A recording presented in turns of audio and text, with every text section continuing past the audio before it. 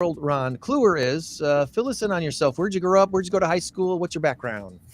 So I am not originally from Rockford. Born and raised the first part of my childhood in South Chicago, and then moved to Central Wisconsin, where I finished out elementary school in a small little town called Coloma, and it was Coloma Grade School. We were so small. We had shared classes, so like 5 and 6, 7 and 8. Then I graduated from Westfield High School in 1984, Westfield, Wisconsin. Go Pioneers! And then I wound up moving out to California for a bit. And moved here in the late '80s. So you grew up not far from the Wisconsin Dells. I grew up not far from the Wisconsin Dells, so it's less than an hour. Yeah, yeah. So are you I have to ask, are you conflicted as to whether you're a Bear fan or a Packer I'm not fan? conflicted at all. And what I are am you? either. Aw. A Cowboy fan, please. Actually, I am more a soccer fan than I am an American. Okay, all right, that's cool. Okay. That is cool.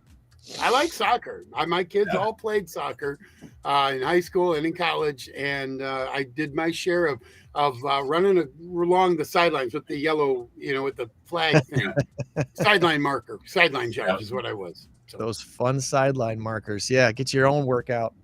yeah. So Gorman and Company, for those who don't know what Gorman and Company is all about, this is not new. Gorman and Company's been around for a while. We actually that's where I was last night. We were celebrating our 40th anniversary. So started in 1984, the year I graduated high school. Okay. And how did you find yourself involved with them? What was your career arc to get there? Sure. So years back, I served as the CEO of the Rockford Housing Authority. But just prior to that role, I was hired at RHA to be the director of real estate development. And at that time, the Housing Authority had done no real estate development in 30 plus years. And we had, an aging portfolio that really wasn't in a place where folks should either A, live in it, and have a healthy place to live, or B, contribute positively to the neighborhood. So I was brought in to redevelop that portfolio. We wound up doing a national RFP for a real estate developer, and Gorman happened to be one of multiple respondents. And after a lot of review, we went up to Wisconsin. We looked at their assets, and they had done amazing work to either build or redevelop former public housing or just straight affordable housing. And so we chose Gorman as our partner. And I worked with Gorman from 2010 to 2017 when I left the Housing Authority. I took 2 years off and went to an organization called the Alliance for Strong Families and Communities, which was headquartered in Washington, D.C. And I worked in the D.C. office and the Milwaukee office, where we had our second office, which was our operations center. And then was there for 2 years and came back into housing. I had to get back into housing because it runs through my blood. And I joined the Gorman team at that time in 2019. Okay. So you were 2019. That was prior or just when Embassy Suite Project? That was after they had already started. To a close. So actually, because of the work Gorman did here on a couple housing developments and the work they had done in Milwaukee and Kenosha on 2 hotels there. There are some communities Gorman chooses to make deeper investments in, and Rockford was one of them. And then Mayor Larry Morrissey asked, our interest, and this was a result really of a national search again by a group called the Friends of Ziak. And so they did an RFP for a developer. Again, multiple respondents. We have this niche in historic adaptive reuse, and it wound up that Gorman was chosen for that. And we had built the Embassy Suites, or renovated, what was the former Amrock building, into the Embassy Suites, and it's just been an amazing project. So when I was at RHA, we actually did a call for artists on behalf of Gorman to see how we may engage local artists in the renovation of the building. And if you go into, you'll see Jeremy from Mainframe has the amazing wood, repurposed wood art installation behind the reception desk, which is actually a map of our downtown. If you go up on the roof, you'll see the fire pits are done by a local artist named Tim Hawley, and then there's some other local artists as well who've contributed their work, or we purchased their work for the hotel. So I was involved that way, but I came in 2019 at the tail end of the Embassy Suites project, which is really a 12-year project from start to finish. By the time we were done, we were opening just in time for the COVID shutdown. Yeah, right.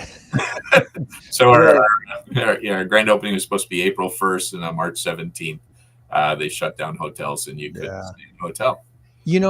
And in spite of that happening, I think it's pretty fair to say, and I'm not just blowing smoke because you're on this podcast with us, I think it's pretty safe to say the Embassy Suites project has been way over anyone's expectations. It's just been a huge success.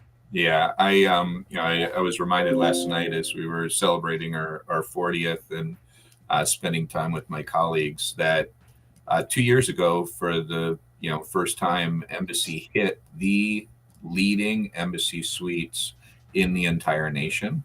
Oh, wow. We've been in multiple award categories, and we've even been on the international list. So yes, it is an amazing place. I'm biased, of course, but you can't tell me somebody would go up and sit on that rooftop and look out over our city and believe that it's a much different place, and we are an incredible place to live. Go ahead, Greg. I'm sorry. Go ahead, Ron. Well, that's a great story. There were naysayers when the whole project first started. Always. I was definitely not one of them. How many of those naysayers have come forward and said, wow, we were wrong. Great job. Because it is a great job. That building is unbelievable. It is incredible, and thank you. So I think that there have been several, but probably the most meaningful, and I want to give a shout out to her because it takes really integrity to come forward and say what this individual said. So former Alderwoman Vanita Hervey, when she was up giving her 3-minute speech about advancing Barbara Coleman, she got up and said, I voted no. I was against. I didn't think it should happen, and I was wrong, and it is incredible. And that's the type of that shows integrity on an individual's part. And I've always had respect for her, even though we've often been on wrong sides of issues, or different sides of issues, I should say. But for somebody to get up in a public forum like that and admit it was incredible. But that's the type of belief that was out there at the time, right? It's not going to work. It's going to fail. Why would we do this? Why would we invest in our downtown? And you look now at the map of additional investments that are triggered when somebody is, either A, crazy enough, which, Gary Gorman was, but also genius enough at the same time to believe in a vision that an old, vacant 13-story industrial building could become an award-winning hotel, and then put their money after it, right, and make it happen. It causes other people to say, well, geez, instead of, they're willing to do an $87.5 million investment, I'll invest $2 million in this property or $12 million in that property. And the amount of West Side investment it has triggered has been incredible. Yeah. So and cool. To see that an old building like that become a hotel, and now the situation that we find ourselves in, not just in Rockford, but all across the country, with this lack of inventory, lack of housing. You hear anywhere from estimates of like 1.7 to 13 some million units short of current housing demand. It's pretty. I think the numbers support at least about a 4 to 5 million unit shortfall just in the last like 15 years. Yeah. Is renovating buildings like the old Barbara Coleman buildings into some sort of residential type spaces, is that going to make enough of a dent that people might get a little bit excited about it? I think yes, first of all, but it's also the Barbara Coleman project is going to be an amazing project. It is, however, the only vehicle, the historic tax credit in Rockford, that's making investments possible for housing. And so it is going to make a dent, but it is only one of the few ways we're able to make a dent. It's a dent. Yeah, it's not the whole thing for sure. Right. But even, if you look at any of the construction in Rockford over the last, 5 to 10 years, thank God for Justin Fern and Urban Equities, who's got a historic adaptive reuse model, has been able to leverage the River's Edge state tax credits for historic, as well as the federal historic tax credits, because if there wasn't somebody savvy enough to utilize those credits, then there really wouldn't be anything happening in Rockford for home construction. So there have been hundreds of units that have been added to the city's inventory, and they're only through the historic adaptive reuse, because that tool actually makes economic sense.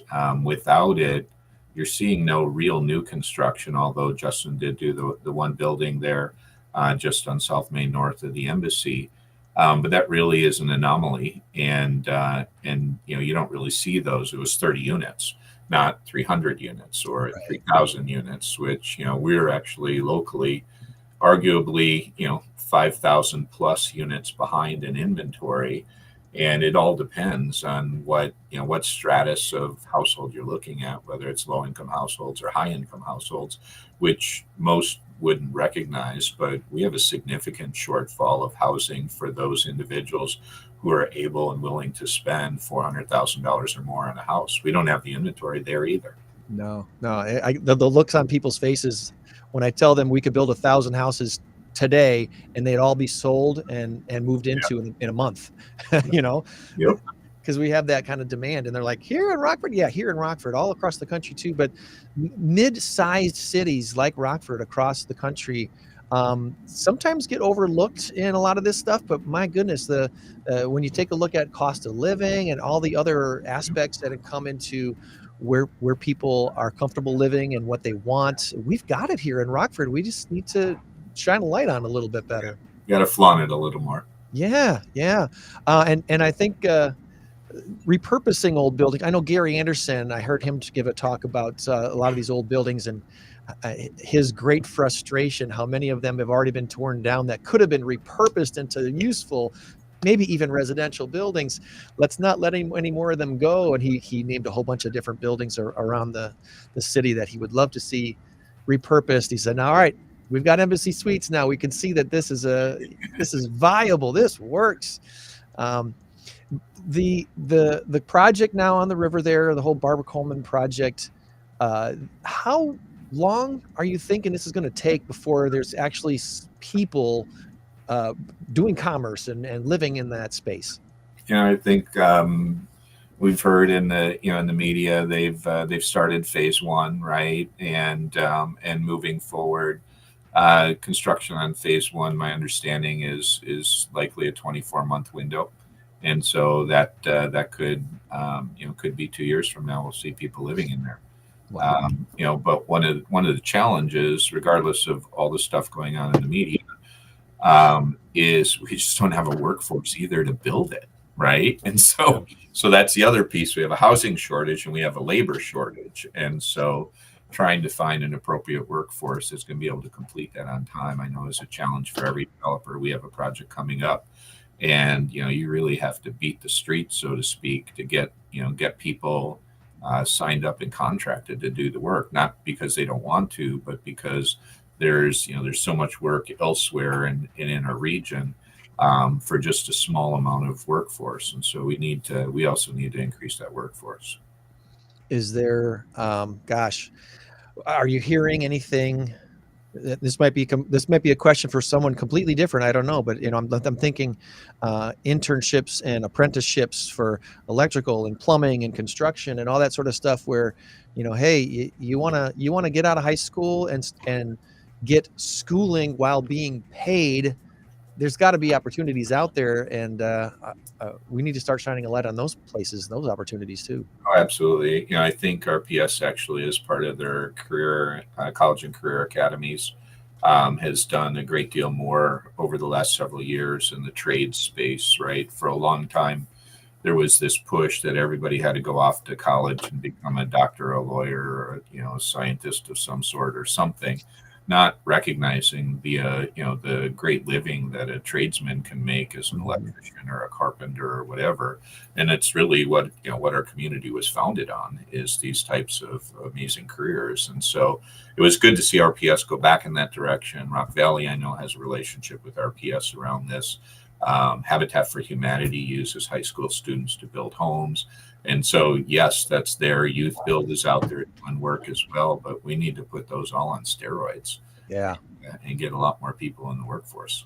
Good news. It's happening at Harlem High School. They're building on there, and they're going to be building the frames for houses that Habitat for Humanity will be building. Yep. And that'll be very exciting.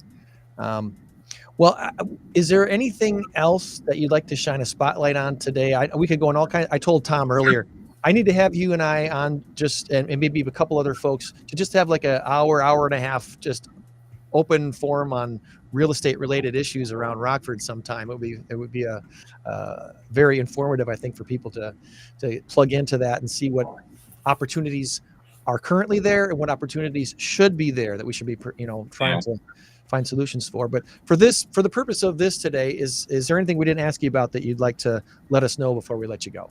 I really think we need to have this broader conversation about real estate. And I'd love to do that. When we talk about affordability as an example, locally, decision makers and people in positions of power who could help us create inventory legitimately fear when somebody says the words affordable housing. And I've been in enough of these conversations and circles that we hear people say, we don't want that.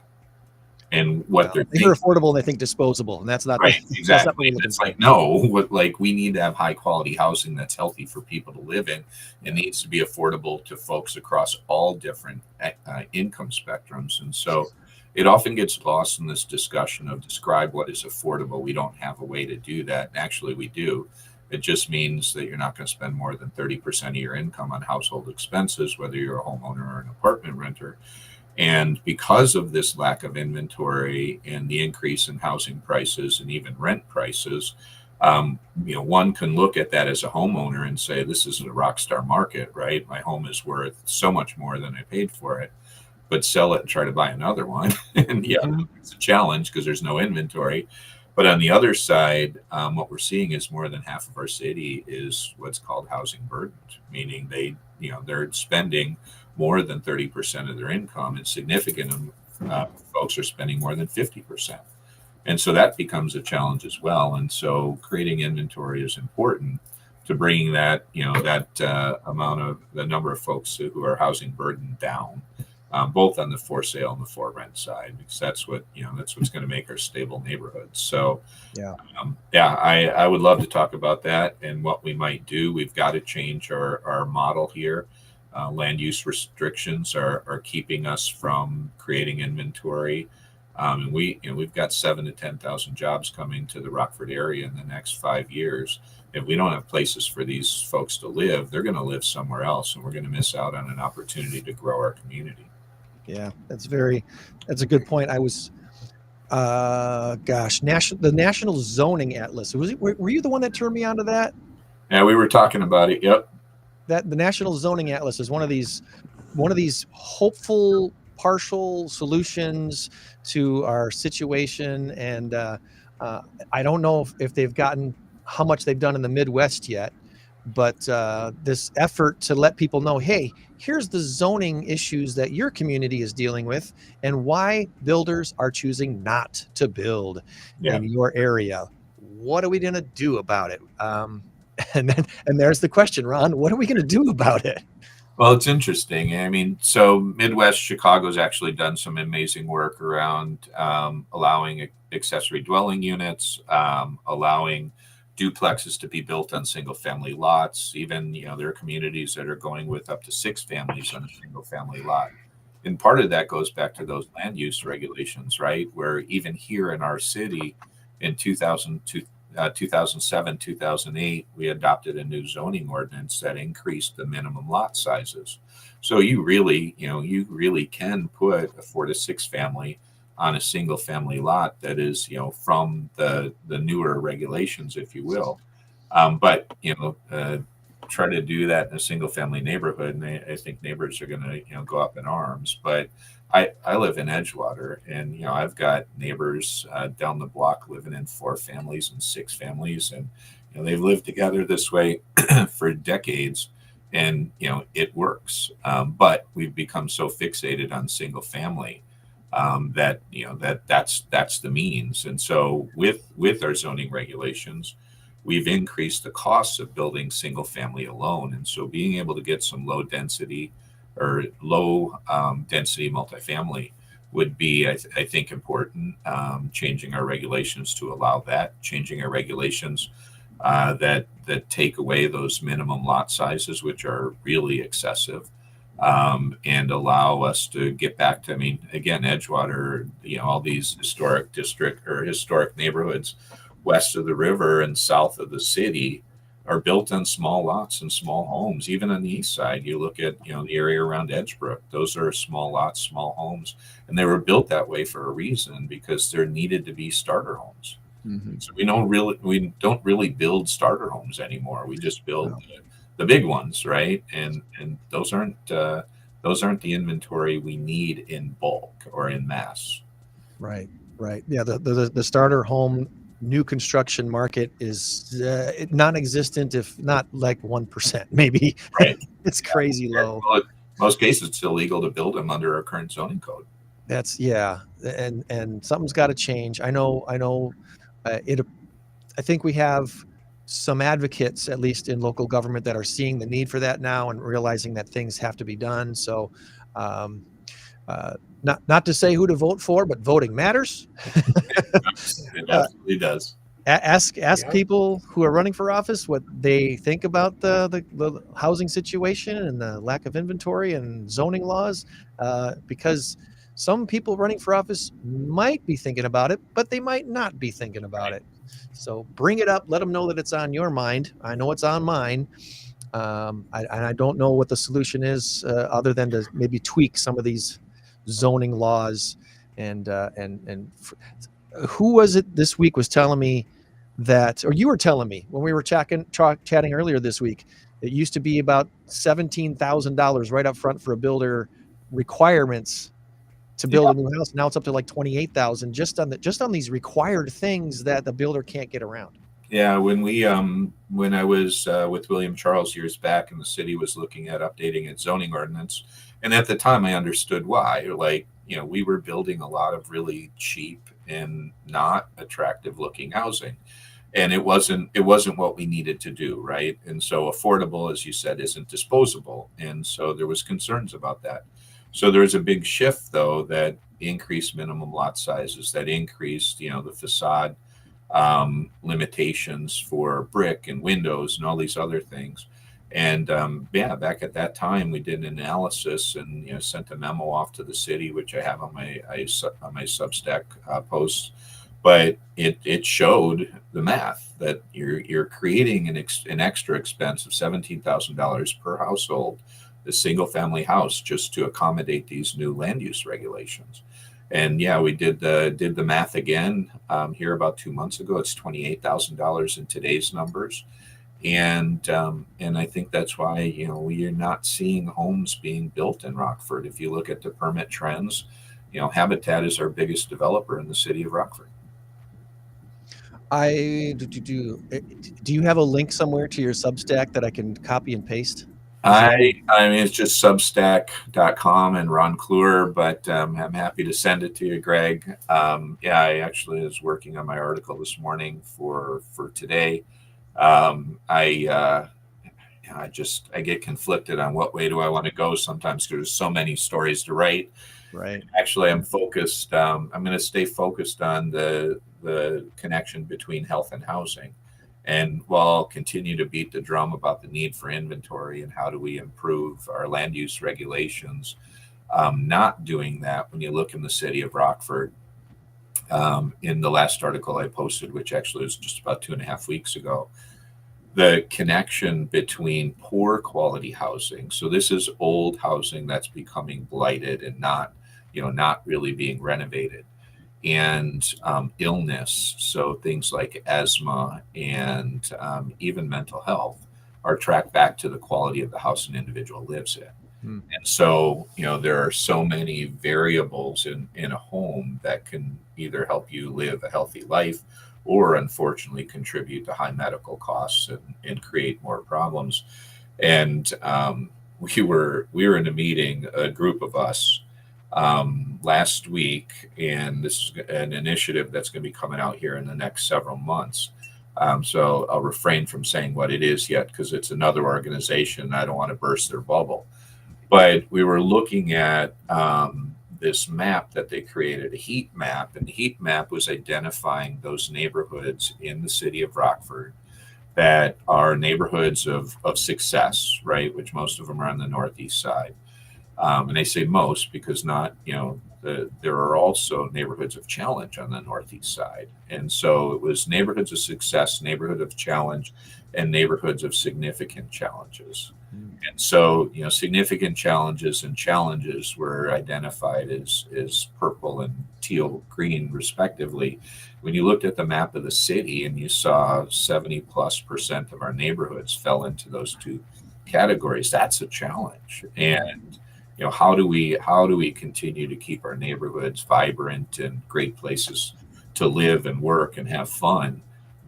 It all goes around the value of housing, right? And so not only do we need to improve inventory, but we need to improve the quality of the inventory we have. So the county health rankings and roadmaps released this week, 2024 health numbers and rankings for counties. And when you look at Winnebago County, last year we were in the upper 90s for health outcomes out of 102 counties. And so, we would rather be towards the number one for health outcomes, but we're at the bottom. And when you look at the contributing factors, a lot of it is the quality of our housing in many of our neighborhoods. So that's what I'm going to write about this week and the connection to the rankings. And some of that can be, it sounds so immense and it sounds like such a huge challenge. And some of this stuff could be solved is simply, and this, I'm using the word simply, but track me here. We're simply solving some of these food desert areas where we need a good grocery store near that neighborhood. Or, there are a dozen houses that, they're beyond repair. They just need to be leveled and restarted, build anew. And having that done in a few different neighborhoods here and there could be the spark that rejuvenates the neighborhood. Absolutely. And I think, that what you just mentioned, the access to food and then the access to healthcare and the access to quality education all falls under this umbrella of the social determinants of health, which, I wish they were called the social determinants of life, because then housing folks and economic development folks would pay attention to them. But those are the things that create the conditions for which people can live successful lives. And so the housing is the foundational piece to it. But if it's in a neighborhood that lacks all of those other things, it's far more difficult for that family to be successful. Yeah, I think we're pretty blessed and lucky here in Rockford that the healthcare part of it is pretty much taken care of for the most part. So that's the good news. But yeah, we've got some food deserts out there and we got some blighted neighborhoods. Let's talk further about maybe setting up a special podcast edition, maybe some weekday when we can get some of our other local real estate related compadres on a podcast and spend an hour or two just going over this stuff. Ron, appreciate your time. We're going to let you go and enjoy writing your article. I will. You guys have a great weekend. All right. Thank you, Ron. Thank you. Bye-bye. Ron Clewer. He's the Illinois market president at Gorman and Company, LLC.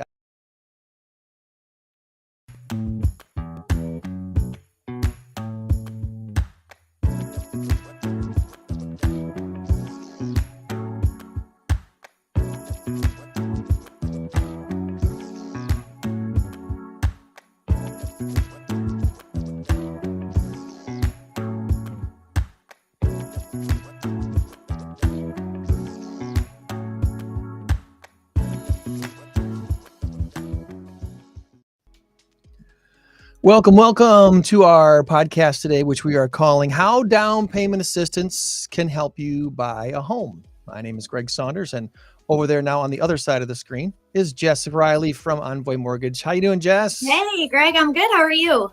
Wonderful, wonderful. It's a beautiful day in Northern Illinois, and Yeah, glad happy you got some Monday. time to talk today.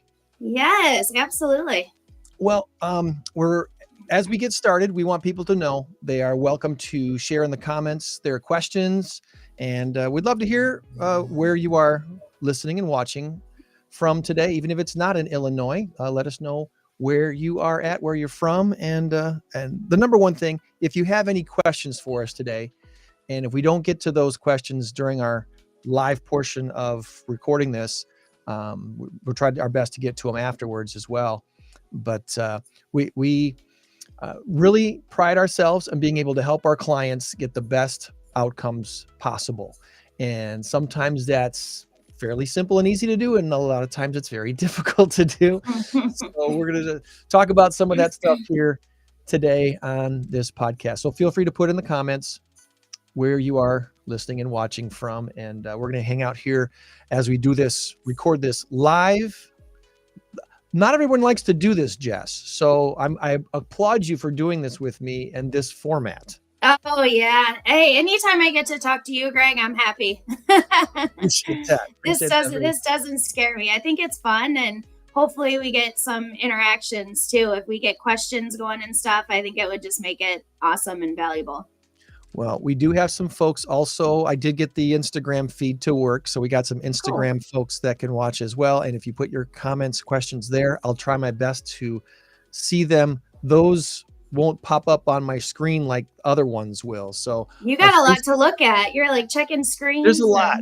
I feel like a TV producer. I was only in TV for about 7 or 8 months. I never had to do anything like this. I worked at a local TV station making graphics and running cameras for news. Yeah. In the studio. I was not a out of studio person. I was an in studio person. So yeah. But nothing like this. This is all wild.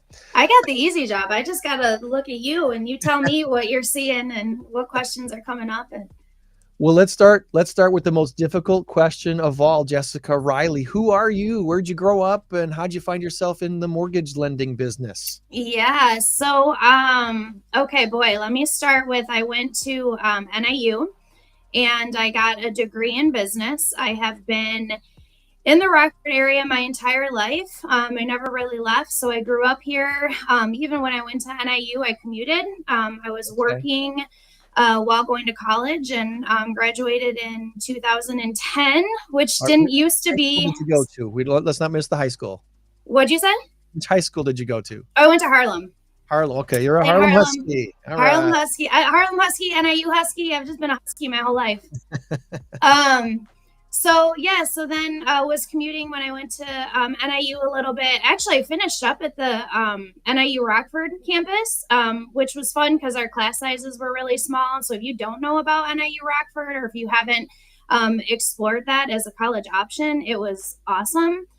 So that allowed me to work. I started working at a bank at that time, which is how I eventually ended up in mortgage lending in 2010. And then I have just, I've been in lending ever since, been in mortgages that entire time. So I kind of found myself really enjoying where I was working, and they were like, hey, we'll hire you after you graduate. And in 2010, like, if you had a job, that was a great thing. So it was right after the economy collapsed in 2008. For those who might be too young to remember that, the economy was building up to a point where in 2008, a whole bunch of stuff hit the fan. A lot of stuff that shouldn't have been happening that was happening. Yep. We don't need to get into all the details of that, but the cause of that crash, those factors really don't exist today. Correct. Yeah, it really changed the whole atmosphere of lending, and a lot of things changed, but specifically kind of in the lending arena. So when I started in 2010, it was a really interesting time to get into mortgage lending. A lot of people were exiting the business and telling me don't do this, and it's a really hard job, and guidelines definitely tightened up and things like that. But I feel like I was coming at a good time because I didn't know how it was prior to, 2008, like in 2005 and 2006 and 2007. So I feel lucky in that regard. And yeah, I've been in lending ever since. I've got a background working for a local bank, working for a credit union, and now working for ENVOY. ENVOY is really just a bank, a retail mortgage bank, but we only do mortgages. So it's really what we specialize in, and have some of the, different products and programs, some of which we'll talk about today. Okay. So that I think is an important distinction to let people know is ENVOY is a bank, although they don't do checking accounts or savings accounts. Correct. No credit cards or car loans or anything like that. We only focus on mortgages and HELOCs now too. Okay. So that's an important distinction between other types of mortgage companies that might be out there that don't have the banking products that you might be able to offer to everyday folks who are looking to get a mortgage and buy a house. Correct. Exactly. Yep. Okay. So, and we're going to get into that here in just a little bit. My background, I spent 20 years in broadcasting. Never, ever thought I'd get into real estate. This was not my path choice. This was not my plan A at all. I thought I'd be in radio for my entire career. I loved being in radio, which is probably why I still love doing the podcast and doing stuff like this. But I grew up in southeastern Wisconsin, a little town called Wind Lake. I went to Muskego High School. I did do some college up at UW Stout in the Wisconsin system up there, but decided to drop out when my grants and my funding was going to end, and I was going to have to start taking out loans. And I looked at what school, and this was back in 1989. Okay, so even in 1989, I was looking at it going, okay, do I really want to take on this much debt and have this career path? And I didn't think I did. So I was like, okay, I'm going to take a break. I'm going to take a year off. I did a full year and a summer session and was doing very well in school, but I just didn't like the loans idea to go forward. So I took a sales job with a company called National Motor Club. I don't even know if they exist anymore, but we did third-party marketing. I traveled all over the state of Wisconsin visiting farmers union members, and they were offering a motor club membership as a benefit to their Wisconsin farmers union memberships. And mind you, I grew up in a house where my dad was a machinist. He grew up on a farm as a kid, but I didn't grow up on a farm. He moved to the Milwaukee area to take a job with my uncle. His brother, one of his older brothers, got him a job at a place called P&H Harnishvager. They make cranes. So they helped, anything that got built and needed a crane. They were one of the companies that made the huge cranes that got things built. And my mom was a stay-at-home mom until basically my sister and I were both teenagers. Then she became a para, was a teacher's assistant. So I bring that all up just to say I didn't come from money. We were not wealthy folks by any stretch. That lived in a very modest neighborhood and didn't complete college. So some people might frown on that, but that's the truth. After my stint of being in sales for the National Motor Club for a little over a year, I got an opportunity to start work here in Rockford. I was living in Broadhead, Wisconsin, which isn't that too awful far away. But I started working here in Rockford at a place called Big Sur Waterbeds, selling waterbeds. Remember when those were popular? I do. I had a waterbed. Yeah, they were like not just popular; they were like really cool. That was what you wanted. That's what you wanted, yeah. Yeah. The low wavy ones. Did you want the extra special heaters, all that stuff? Yeah, we sold all that stuff. Right across the street from Lino's is where the store was. Oh yeah, how funny! Yeah, right over there. So I was there for how long was I with Big Sur Waterbeds? I was working there for a few months, and I was working part-time in radio. And I loved radio. And when the opportunity to go full-time radio came up, I jumped at it. So basically was in broadcasting for 20 years. And when that came to an end, I was like, okay, what am I going to do now? Now what? And Tony Vanderhayden was an acquaintance, not really a friend yet, but acquaintance that we've known of each other for quite a while. And we were in a position, my wife and I, where we just didn't know if we could afford to keep our house anymore. When the crash happened in 2008, I had been with a radio company for a couple of years, and we did okay until about 2012. 2012, between 2012 and 2013, when I was no longer in full-time broadcasting and was kind of doing a lot of freelance stuff. I was DJing a lot of weddings at my DJ company, Big Day DJ, was helping to keep us afloat. Yeah. But it wasn't great either. So Tony comes out to our house in the fall of 2012. And when I'm like, I don't know if I can afford my mortgage anymore. I'm struggling. So you were meeting with Tony to possibly sell or Sell the see house. what option. Interesting. Okay. Sell the house.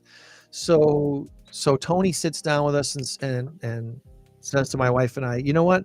Looking at your numbers, looking at the value of your home and everything that you're currently where you're at right now, your financial picture, I don't think you should sell your house.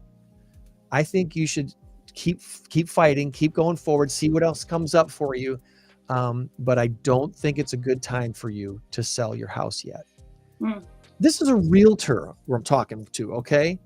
And I think it's important to bring that up to speak to Tony's character, because if any other realtor had come to our house, more than likely they'd have said, "Yep, the sign here. We'll put a sign in your yard in next week." Not Tony. She looked at our overall situation and said, "You know what? I don't think this is the best course of action for you. Keep fighting. See what else. See where you land." So fast forward to 2013. And the spring of 2013. So this is 11 years ago, almost to the month right now where we are. We have her come back out again. And I'm like, I haven't improved much, Tony. I don't think we can afford our house.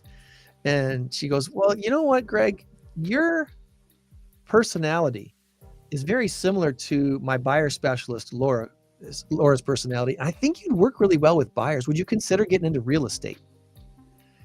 And I'm like, I had never considered it.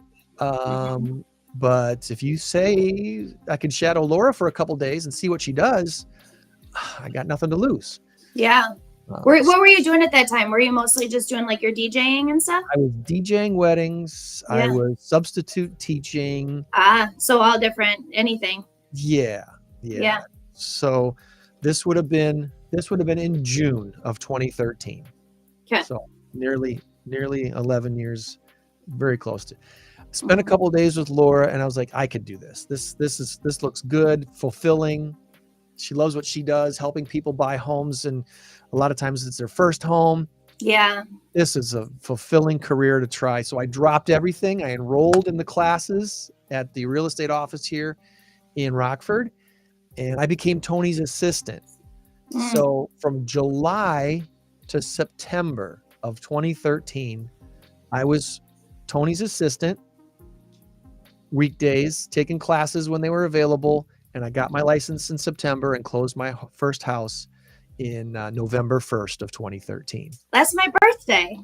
There you go. November 1st. We'll celebrate. So from November of 2013 till today, I've closed probably 420 something houses, and it's been a great career. I've really loved doing it. Yeah. Part of the positive of doing this job is meeting folks like you and partnering with you on things and finding out that, some folks, they want to buy a house and they just don't know what to do. Yeah. So they call folks like Tony. I'm going to throw this up on the screen. So they call a place like Sold on Tony. They're like, hey, Tony's team, I want to buy a house. What should I do? And one of the first things we tell them to do, get pre-approved, get a loan. One of those places you can call is ENVOY Mortgage. And Jessica Rielly, here's her contact information. We usually give a few other recommendations as well, so people can kind of shop around, because it's a good idea to take a look and see what personalities you mesh with and what options and what programs and products are available to you. Because mortgages are not one size fit all. No, and that's what I tell clients this a lot. Like most of my good friends are, from real estate, and a lot of them are lenders, and everybody has different products and programs and options. And so what might not work at one place might work somewhere else. And there's a lot of really great local lenders. And so we're very blessed in this area in that regard. And I would just encourage people to stay local where, you're not just a number. We, know your name, we know your family, we'll be there at closing. I was at a closing this morning, and first time home buyer and her mom. It's just always fun. Just keep it local for sure. Yeah, absolutely. So let's start from the beginning. What is a home loan? What's a mortgage? And when people hear things like FHA, VA, USDA, So many acronyms. loans, Yeah. what is a mortgage, and what's the best fit for most people, I guess? Or Yeah. So in simple terms, a mortgage is essentially a loan that is utilized to purchase a property, to purchase real estate.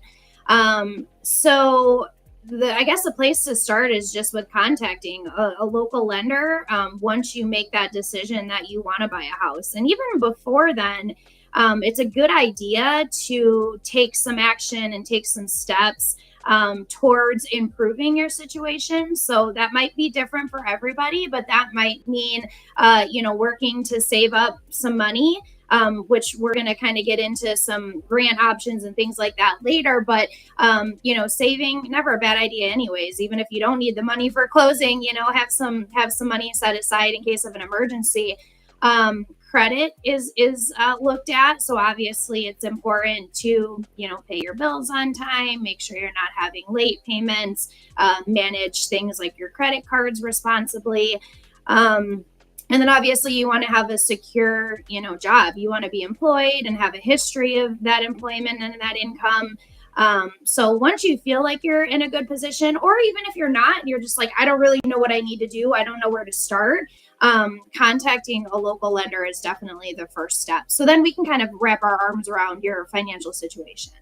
And I think that's one of the important things to stress to folks is just because you might feel like you're not ready doesn't mean you shouldn't meet with folks like us to kind of help you figure that out. Yeah. And look what Tony did for me. She was willing to say, and I am too, because I tell you, I way more like a consultant, a salesperson. I'm not a salesy person at all. I like to consult people. Hey, guess what? You're not ready to buy a house yet, but here's what you can do to get ready. Or surprise, you are ready now, and we can start looking if this is the price range you want us to look at. Well, have that time, right? Because, if you want to buy today, but you're not quite there, you need to have a couple of things happen before that. I don't think you can meet with either of us too early. Like, I don't think that that's a thing, because we can always give you advice and help you out, tell you to pay down something, tell you to, save X amount of dollars or whatever that looks like for that specific client. It helps to have some time. Nobody likes to be rushed or, jump into something that maybe you shouldn't have jumped into just because, you didn't have time or your landlord was selling your property or whatever. It's good to allow yourself that time to plan. Yeah. It's a little different situation. I actually have a form when I meet with people at the office. One of the forms that I pull out that thankfully I normally set aside without signing, but every so often I got to ask people to sign it. I call it my permission slip to act like a crazy person. Because tell me about that. Because you just told me today is, what is today? April 22nd as we record this today. It's the end of April. You just told me your lease is up at the end of July. So you don't want to renew your lease. You just told me that. You don't want to renew your lease. Your rent's going up, and you would like to be in a house by July 31st. So we need to get on the ball. We need to get going now. And so you're going to sign this form telling me you want to be my priority A client. You want me to act like a crazy person, finding you a house now, because guess what?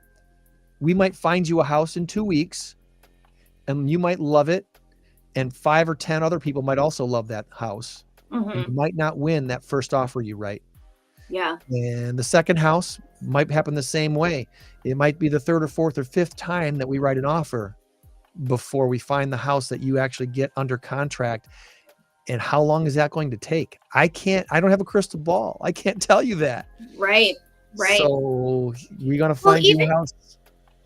The approval process doesn't typically happen overnight. It could definitely, but if you have a unique situation, or if we have to verify your employment, meaning we have to actually get information from your employer, prior to issuing a good, solid, strong pre-approval letter, that can take time. And I think one of the biggest mistakes that home buyers today are making are thinking that process happens, immediately, and holding off on getting pre-approved or talking to a lender until they find the house that they want.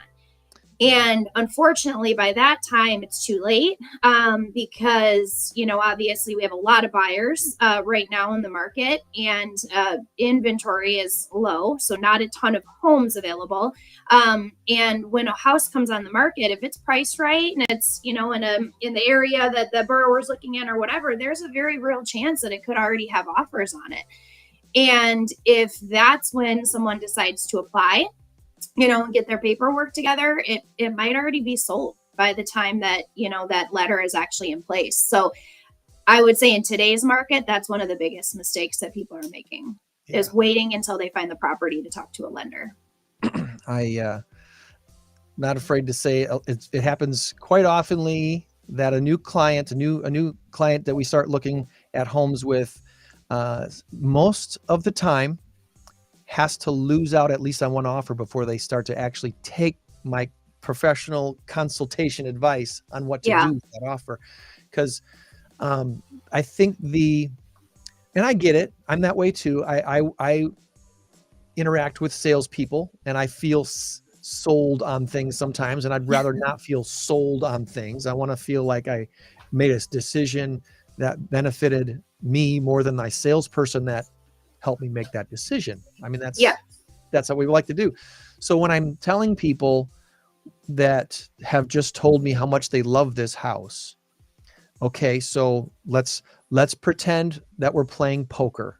Okay, you're sitting at a table with 5 other people who also want to win this pot known as the house that you're about to buy or try to buy. So you're telling me right now that you love this house, you really want it, so let's go all in. Yeah. What does all in look like for you? So that's specific to the client. I can't tell you what all in looks like. You have to tell me as the client, hey, I'm willing to spend, over asking price for this house. And what else are you willing to do? Do you have extra cash? Are you willing to cover an appraisal gap if the appraisal comes in lower than the sales price we agreed to? There's other strategies involved with trying to win a deal these days. That would be one of them. But what does all in look like for you, and how can we best put your best foot forward? Because here's the other confusing thing that most people don't get about people like you and I in this situation. Finding the house isn't really the difficult part. We'll find the house. It's going to be found. The difficult part now in this market is we have to sell your offer to the listing agent and their client to win a deal with them, because they've got multiple people to choose from, multiple offers. Yes. Every time. Yes. So how can I help make you look like the winning deal? And having a pre-approval with Jess at ENVOY Mortgage is one of the big steps, one of the big rocks in the box. I feel like you're giving me too much credit, but thank you for saying that. It's one of the most important things, because unless you're a cash buyer, you've got to have a strong lender that that the seller's going to like and want to work with. Yeah, I think that is extremely important. I think pre-approval letters, just in general, maybe the last 12 months or so, have been really analyzed stronger than they ever have in the past, because you're right. I mean, a seller might have multiple to choose from. So they want to not only look, what are you willing to pay? for this property, but who's your lender? Do I know them? Do they have a history of closing deals, or do they have a history of, things falling apart later on? And, can we reach them? If we need something from them, are they going to communicate with us? Are they available at night or on the weekends when a lot of banks are closed? I mean, all of that stuff is looked at. What type of financing, a buyer has, that's considered by a seller. Right. It really is. It's all part of the mix, and they've got decisions to make. Is it's the price might be the most important thing on the contract offer, but it's not the only piece. Right. There's a lot of different pieces, and the price might be 20 to 25% of the overall picture of the importance of what's going into the offer. So sure, it's more than just price. Well, some of the questions that we've heard about lending and mortgage loans these days, we just kind of defined what a mortgage is. How are current interest rates affecting affordability? Yeah. Interest rates have been a topic of conversation with a lot of our clients because just a couple years ago they were historically low. And now we're back to normal, and people feel like they're high, even though they're really high. So yeah. I mean, I get it, right? Like, I mean, we're gonna always compare today's rates to where rates were just a few years ago. I think that's normal human nature. So, especially for younger clients who don't know any different, all they know is the past, we'll say 5 years or so, but we've had a really, really long streak, not just during COVID, but even prior to COVID, of sort of abnormally low interest rates. And I'll say that, like, when I started in 2010, rates were between 4 and 5. And during that time, there was a huge refinance boom. For my first couple of years in lending, I just did refinances. I was just doing refinances over and over. And I learned a lot, but not a lot of purchases happening at that time, because I remember I bought my first house actually in 2010. And I remember thinking, like, gosh, I'm so smart. Like, look at how smart I am. Like, locking in, 4.25%.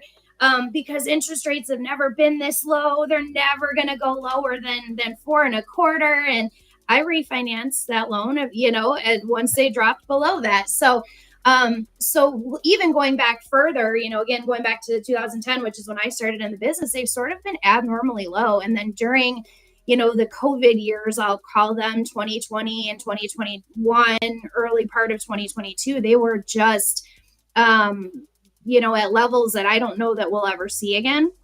So, kind of reminding clients that this is more normal. Between 7 and 8% is where they're at right now on a 30-year. And that is historically more normal for a mortgage. That being said, though, I would never sit here and be like, well, they're not that low, and that, this is typical, because it does affect affordability. Meaning obviously your payment is going to be higher at a 7% than it would have at a 5%, right? So one of the benefits, I think, of starting early and getting pre-approved is so you can determine your price range. And a lot of people that are applying now, aren't really sure. And that is fine. That's common. Every time I call it like an initial consult with a new buyer, just so we can hear a little bit more about their goals and, what they're looking to do. Do they have a house currently? Do they need to sell that house? Is this their first house? We do that initial consult. And a lot of times clients are like, I don't really know, what I can buy. I don't know, what price point I should be looking in. So a lot of times we end up working backwards from where they want to keep their payment. So for example, if a client says, well, I want to buy a house at $350 and put minimum down, but I want my payment to be $1,800, it's not going to work. It doesn't line up. Right. So we're kind of restructuring things maybe now more than ever, based on not only interest rates, but property taxes, homeowners insurance, which is not getting any cheaper, and just being realistic with people of, okay, if you want to keep your payment at $1,800 a month, here's what you would need to do, assuming you put this much down. So we run a lot more numbers than I ever have up front to make sure that people aren't shopping in the wrong price range. Right. Because nobody wants to get under contract and then find out, their payment is too high and they're not actually comfortable with that. Even if a buyer qualifies there too, I'm very conscious of like, okay, here's what you qualify for, but are you comfortable with this? Because we're not always considering all of your expenses either. I have a lot of friends that their biggest expense right now is daycare, right? Mm-hmm. Daycare expenses can be a mortgage for some people. So your expenses better than I do. And so I always ask people, is this comfortable for you? And if not, then maybe we need to, bring down or adjust the price point. And that's the important thing to remember, I think, is it's not, the rate is less important than the actual monthly payment. Yeah. And one of the things that being a homeowner is a big benefit to a lot of people is you can lock in a rate for 30 years and you don't have to worry about your rent going up every year because you've locked in a rate. And the only thing that's going to change is your property taxes and your insurance payments, possibly. Yeah. And that can fluctuate, but not as much as most rent adjustments fluctuate. Well, and let's be honest, I'm a landlord too. I have 5 rental properties, 6 doors. And I only say that because when taxes and insurance go up, your rent goes up too, right? Like we have to, as landlords have to keep up with that as well.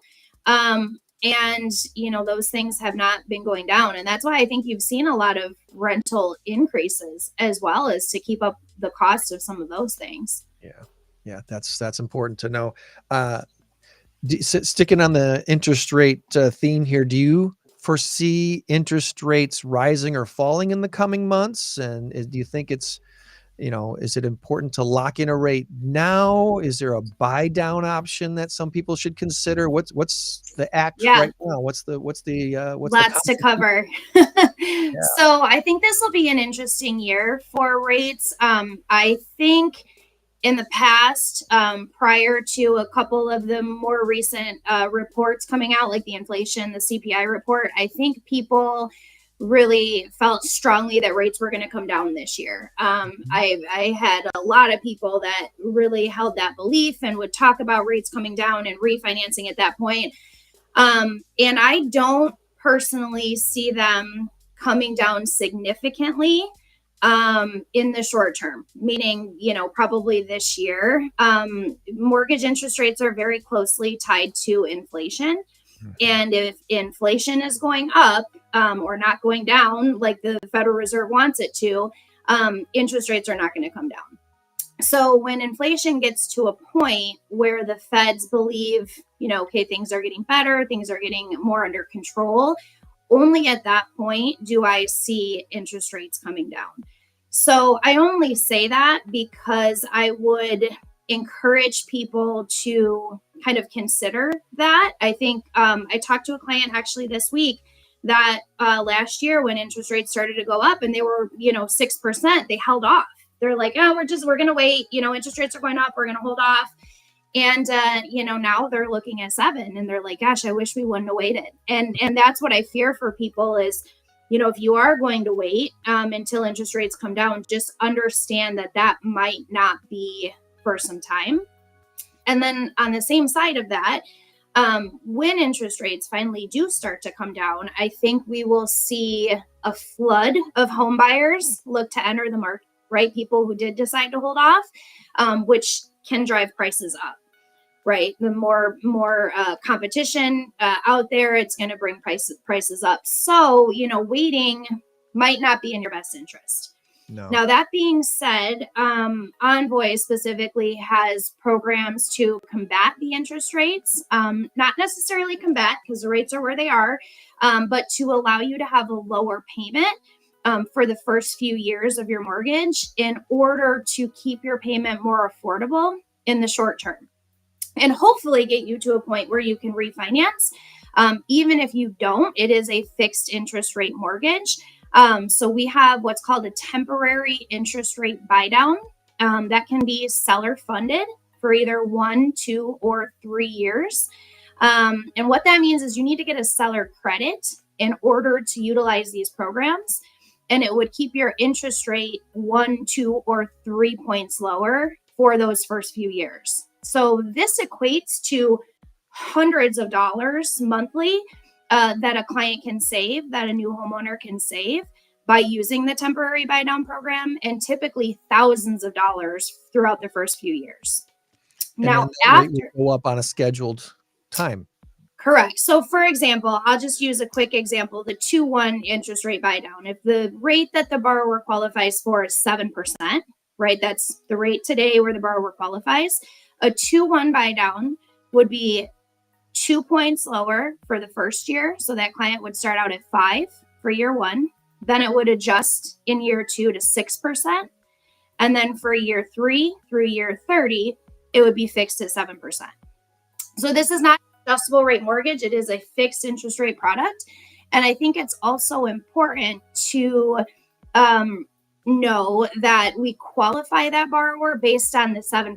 So the highest the payment would ever be. So we're not putting anybody in a bad situation. We're having these conversations of, hey, this is your payment year 1, this is your payment year 2, and then it's going to adjust to this at year 3. And let's just say 3 or 4 years from now, interest rates are wildly different from where they are today. They could be way higher or way lower. And if that's the case, you got a decision you can make. You can refinance if you really want to. Yeah, I think it's a win-win because if interest rates go up, you're still locked in fixed at 7% or wherever you wherever the rates were that you were eligible for today. So if they go up, you're going to be really happy that you have a fixed interest rate loan. And if they go down, you can apply to refinance at any time. So it's kind of a win-win for current homeowners. It's to tackle that affordability aspect. And secondly, Envoy just came out with a new program. It's called a lender funded 1-0 buy down. It's 1 point lower for the first year, no seller credit involved.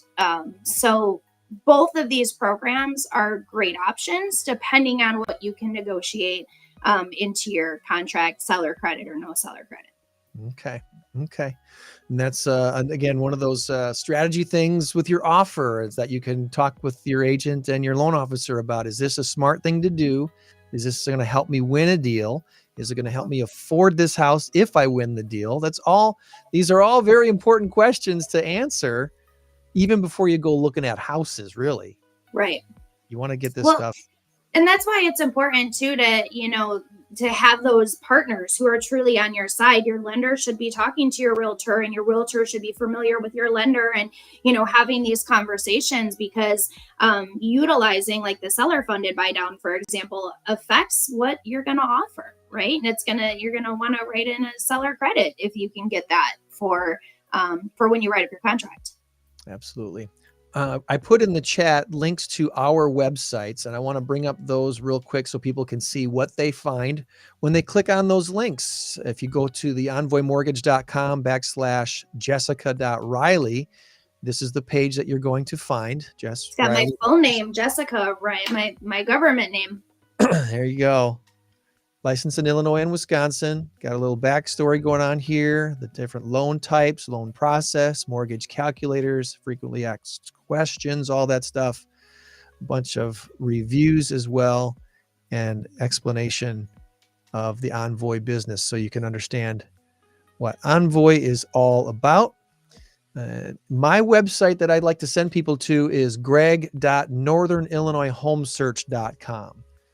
So my face might not pop up right away when you bring it up because I'm on Team Sold on Tony. As I explained earlier, I'm a part of a team of agents that has an awesome admin team that helps us take care of a lot of our paperwork. We have listing specialists that work exclusively with sellers, and then myself here working exclusively with buyers. So that's what you'll see if you go to our websites from those links today. Is there anything that a potential home buyer can do to strengthen their loan application in such a competitive market that we're in right now? Is there some piece of advice that you're giving people to say, here, Let's make sure we include this on your loan app so that we can give you the best product available to help you aid you in your home purchase goals. Yeah, I encourage full disclosure. So, what I mean by saying that is, if you're applying for a home loan, which the application process is super easy, that's something that I go over on those initial phone call discussions, but include all of your assets as an example. That's one that people leave off a lot is, I'm going to include my checking account, my savings account. My savings account has my down payment funds. This is good enough kind of thing. It's a little bit easier, maybe a little bit less paperwork. But, if you have a 401k or you have mutual funds and some different investments, that can strengthen your loan application and therefore strengthen your pre-approval. So I always encourage everybody, include everything, include all income that you have. We may or may not be able to use it to qualify, but at least I want to know about it. And if I can use it, I will. Income has to be documented. Assets have to be documented. So of course, anything that you disclose on your loan application, we're going to ask for documentation of. So I think 401k is just an easy one because I think people are like, I don't really know where my 401k statement is, which to be fair, I also don't know where my 401k statement is. I could find it though. Either. We're not saying that you're pulling money out of it. Yep. We just know that it's there as Correct. a resource just in case. Yes. So I tell people, I'm like, include everything that you have because I want to give you credit for it.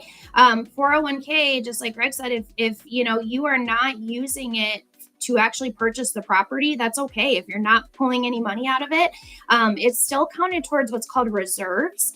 Reserves from a lender standpoint is money that you have that you've done a good job saving that's not being tapped into for closing.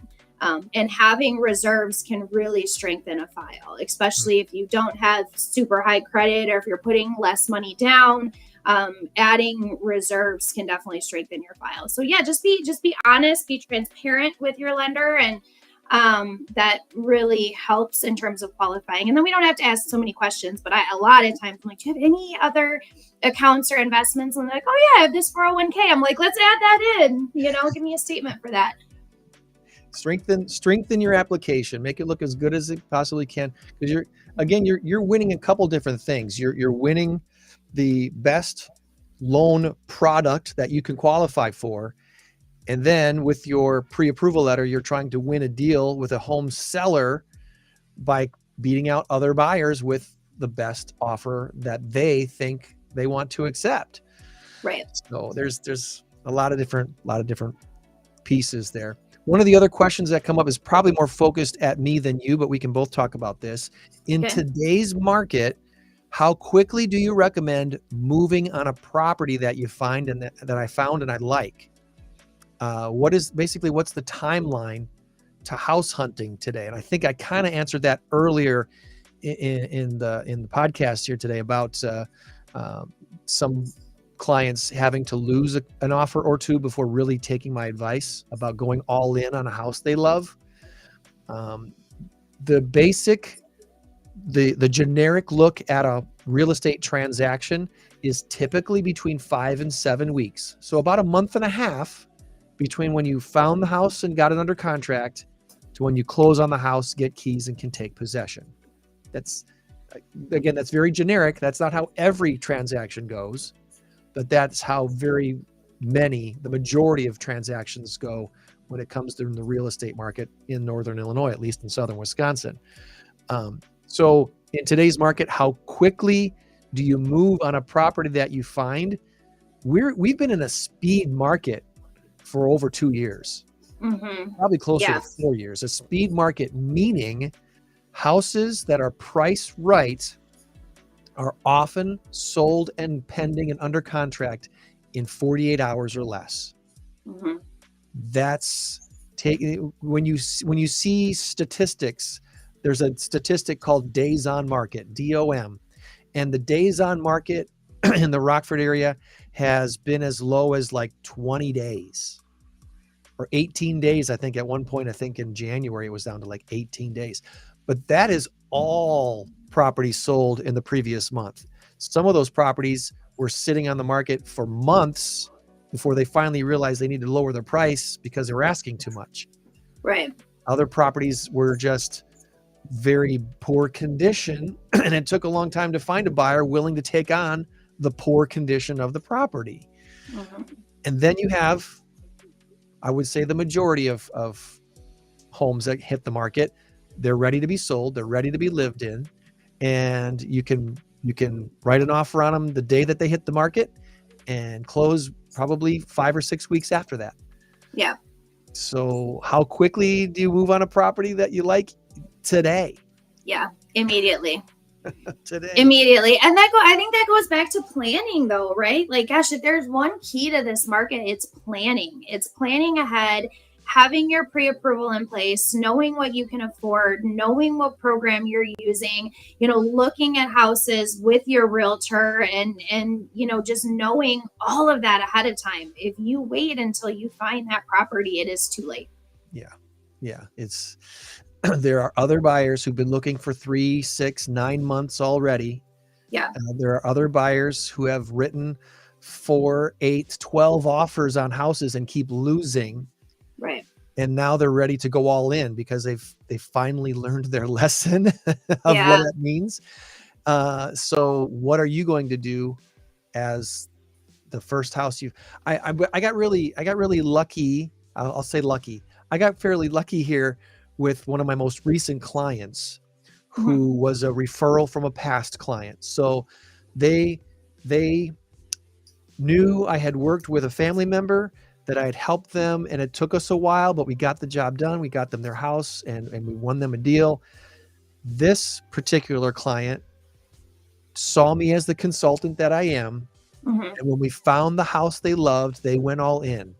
Mm-hmm. They went all in, and they still lost the first house they wanted to buy, even though they went all in. Like I told them that they needed to win. We just came up a couple $1,000s short, literally like $2,000 short from somebody else's better offer. So that hurts. It stings. And about a week and a day later, we found another awesome house, and we got it this time. Oh, so good. 2 houses, and that one we pretty much went all in again. Yeah. And so here we are, under contracts, waiting for the appraisal to come back to see just where we are at with the sales price we agreed to with the seller, and the appraisal value that the appraiser is going to give it here probably in the next week or two. Do those meet perfectly, or are we out of whack? I don't think we're out of whack, but we might be 1,000 or 2,000 or 5,000 off. Yeah.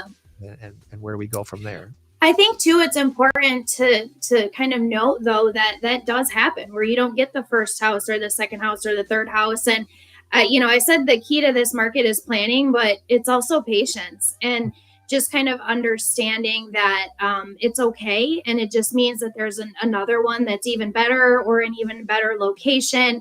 But it's really being patient and understanding that without getting down or, feeling upset. And I understand that's a lot of buyers are feeling that way, so lean on the team that you choose to, again, make your offers more competitive. Sometimes as simple as putting down more earnest money. When you make an offer on a home, you give what's called earnest money. And that's basically, I say it's like good faith money. I'm not going to change my mind or walk away for whatever reason. And so sometimes giving additional funds is more skin in the game, and a seller, might appreciate that. So kind of getting strategic with your team on how to make the best offer, but also understanding that, this market is unique and, willing to be patient. Yeah. Yeah, absolutely. Well, let's land this plane by going to the headline, which is down payment assistance programs. By the way, if you're just tuning in, I'm Greg Saunders with Team Sold on Tony at Keller Williams Realty Signature. I'm a buyer specialist on the team there. And then Jess Rielly with ENVOY Mortgage, there we go, is a mortgage loan officer you can meet with face-to-face here locally if you need to, which is a big deal in my opinion. It's very important to be able to work with someone who you can meet with face-to-face and get your questions answered by someone who knows what in the world they're talking about. So are there any specific government programs or down payment assistance options available for buyers in this current market? There are. I always tell people, if down payment is holding you back from purchasing a home, or even looking to see if you can purchase a home, do not let that hold you back. There is almost always down payment assistance available. Some of it is from a federal level, some of it is from a state level. Here in Illinois, we have what's called IDA, IHDA, that stands for the Illinois Housing Development Authority. And IDA is a kind of umbrella organization that puts out various down payment assistance and down payment programs. And as long as I've been in lending, there's always been an IDA program. So I've been using IDA for a long time. Currently, there's actually 3 different programs that are available for buyers. All of them are percentage based, meaning they're a percentage of your purchase price, not of your loan amount, but of your purchase price. And in many cases, the down payment assistance can help out with not only down payment, but also closing costs. So depending on the grant that you choose, and do you want me to go through the grants, Greg? I don't know how much. Yeah. Okay. Yeah. So there's a forgivable grant available. It offers 4% of the purchase price. That one is capped at $6,000. And it is 0% interest forgiven over 10 years. So you have to keep that property, keep that loan, live in the home for 10 years.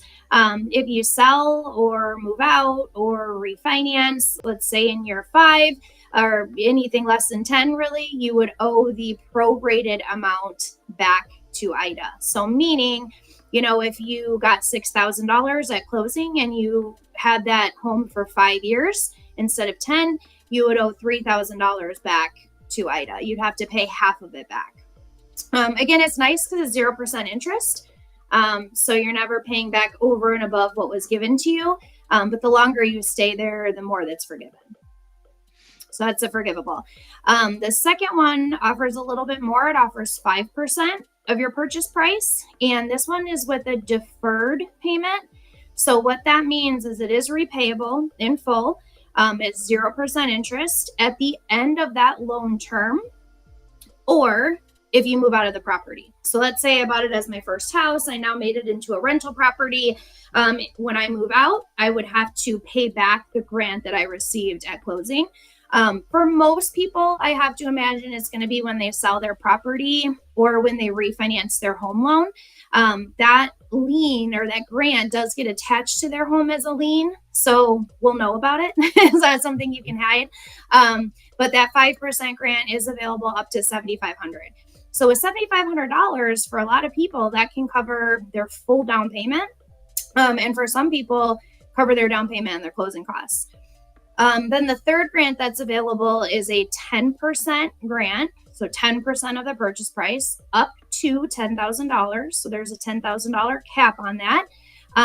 That is repayable monthly at 0%. So again, 0% interest, which is nice, over 10 years. So if you receive the full $10,000, it ends up adding about $83 to your monthly payment, which we factor in, of course, at time of closing when we're talking about what your payment would be. So all of that being said, not that anybody, would expect to remember all of that, but just know that there's down payment programs out there to help you with not just down payment, but also your closing costs. Yeah, there. And that's just it. It's which one fits your current financial situation the best. Right. That's what you want to talk to a loan officer like Jessica all about. And I guess as a way to land the plane for my side of things, and I think you'll agree, if people are waiting for rates to go down before buying their next house, should rates go down in any substance, the number of home buyers that are going to come out of the woodwork is going to shoot up home prices. Home prices will only increase if interest rates drop significantly. So what do you really want to do? Do you want to be a homeowner? Or do you want to play the game of the interest rates game, which is just not it's not a game to play. It's just, Yeah. it's like trying to. I bought a house. I bought a house last year, and this is what I tell people. I'm like, I love real estate. I believe in investing in real estate, both the roof over my head and as, you know, a landlord. And I bought a house last year when interest rates were not good. They had just gone up pretty significantly. And you know, I'm still comfortable with my payment. Again, I look at payment very closely, and you know, I'm comfortable with my payment. I know where I'm at in terms of rent. And when they do come down, I will refinance. But you know, I'm not betting on doing that this year and maybe even next year. But at some point I will, and that'll be great. That'll just be additional savings to me. Yeah. Absolutely. Absolutely. Well, can you think of anything that we didn't touch on that we want to before we wrap things up? I think we covered all of it. I did. You know what? I'm glad you said that. I have one thing to say. Pre-approvals. We've been talking about planning and starting early. Pre-approvals are good for 4 months. And I forgot to mention that. And I think that that's important because even if you're not planning, like let's say today, you know, it's April, you want to buy closer to the end of summer. Start talking to us now. If you are pre-approved and everything looks good, that will get you all the way through the next 4 months. So it's important to know that. There you go. There you go. Good advice. And if you have any further questions for us, feel free to drop them in the comments here. We should be able to see them, and we're glad to help. Click on the links too. They're in the comments as well, so you can go right to our websites, and we'd be glad to catch up with you in person. All right. Cool. Thanks, Greg. Thanks for your time, Jess. Have a great rest of your week. You too. Thank you.